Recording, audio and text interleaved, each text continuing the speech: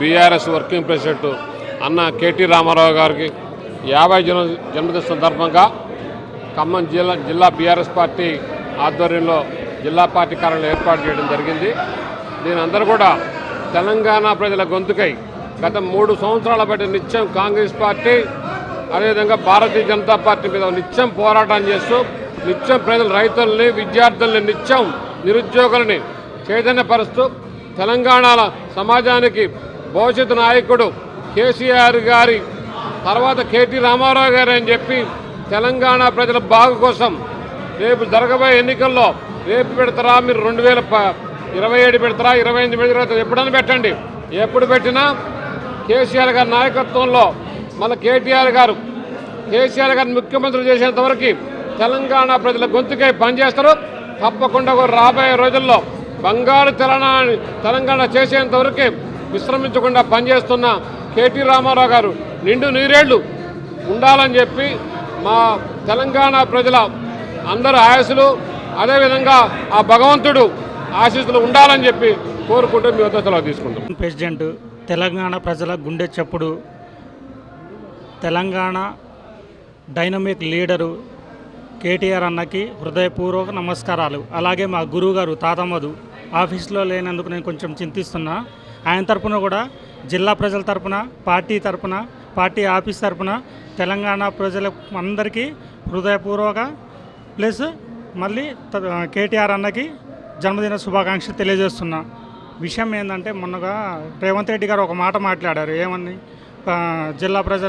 రాష్ట్ర ప్రజలకి తెలంగాణ ప్రజల నీళ్లతో రక్తంతో చల్లుతా అని చెప్పేసి నీళ్ళ లెక్క చల్లు ఈ పంట పండిస్తా అని చెప్పిండు. ఆయన రాష్ట్ర ప్రజలకు ఏం మెసేజ్ ఇద్దామనేసి ఆ మాట అన్నాడో నాకైతే అర్థం కావట్లేదు.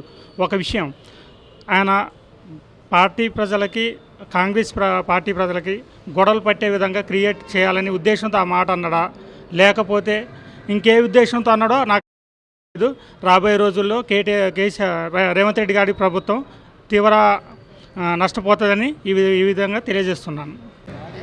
ఈరోజు బీఆర్ఎస్ పార్టీ కార్యనిర్వాహక అధ్యక్షులైనటువంటి గౌరవ మాజీ మంత్రివర్యులు, మనందరి ప్రియతమ నాయకులు, విద్యార్థులకు అదేవిధంగా యువతకు స్ఫూర్తినిచ్చే విధంగా ఈరోజు తన బర్త్డేని ఈరోజు ఆర్భాటంగా నేను జరుపుకోవడం లేదు. అందరూ కూడా అభిమానులు, కార్యకర్తలు, పార్టీ నాయకులు అందరూ కూడా సేవా కార్యక్రమాల్లో నిమగ్నమయ్యి బర్త్డే చేయవలసిందిగా ఆయన ఆదేశాలు ఇవ్వడం జరిగింది.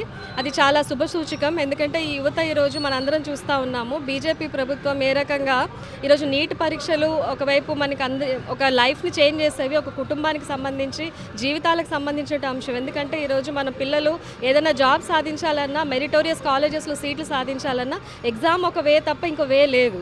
అలాంటప్పుడు ఇటువంటి ఎగ్జామ్స్ని పకడ్బందీగా చేయాల్సింది పోయి ఈరోజు లీకుల మీద లీకులు అవుతూ ఉంటే దాని మీద ఈరోజు జవాబు చెప్పకుండా అక్కడ ఈరోజు శాంతియుతంగా ప్రొటెస్ట్ చేస్తున్నటువంటి విద్యార్థి లోకాల మీద ఈరోజు లాఠీలు జులిపించడం, టియర్ గ్యాస్ వేయడం, ఈరోజు వాళ్ళు ట్రీట్మెంట్లకు వెళ్తూ ఉంటే అడ్డుపడడం, అక్కడికి వచ్చేటటువంటి నాయకులను నిర్బంధించడం, ఇది ఎంతవరకు కరెక్ట్?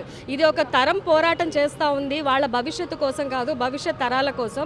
నేను విజ్ఞప్తి చేస్తూ ఉన్నాను, యువకులు ఈరోజు పోరాటం చేస్తూ ఉన్నారంటే ప్రతి ఒక్క రాజకీయ నాయకుడే కాదు, సమాజం పట్ల ఈరోజు ఎంతో కొంత ఆలోచన ఉండి సమాజం బాగుపడాలనుకుని ఆలోచించే ప్రతి ఒక్కళ్ళని కూడా ఈరోజు నేను కోరుతా ఉన్నాను. ఇది కేవలం ఒక పొలిటికల్ పార్టీకి సంబంధించో లేకపోతే కొంతమంది గ్రూప్ కింద మీరు భావించవద్దు. ఎందుకంటే ఈరోజు సమస్య ఇప్పుడున్న పిల్లలకి వచ్చింది, రేపు పొద్దున అదే ఎగ్జామ్స్ మన బిడ్డలు రాయాలి, మన పిల్లలు రాయాలి.